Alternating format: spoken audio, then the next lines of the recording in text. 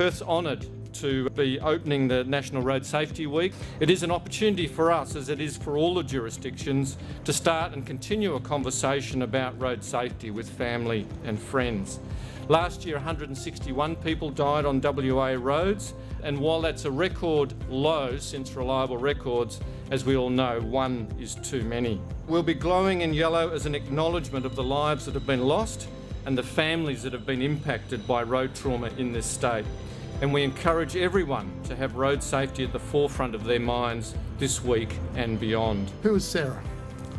We're a policy and advocacy non-government organisation committed to improving road safety for every single Australian.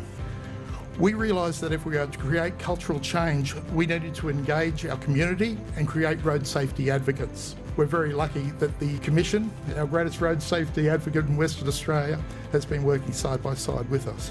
But why did we get involved in the first place? I spent a couple of minutes just telling a bit of a story about this young woman I once knew. Her name is Sarah. A beautiful, intelligent, kind young woman who was driven by a sense of social justice, committed to looking after those who were less fortunate than ourselves. On the 15th of February 2012, she left her home in Springwood in the Blue Mountains in New South Wales to drive to Wagga.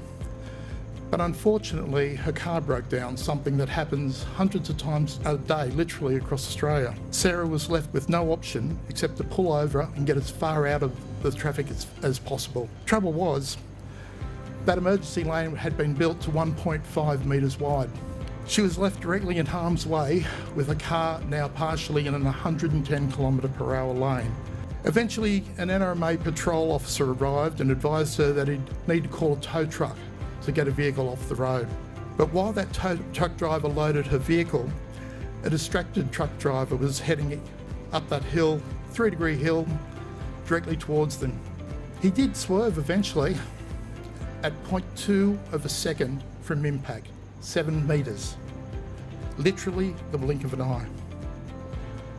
Sarah was the first to be killed, and the tow truck driver an instant later. She was left in pieces on our national highway.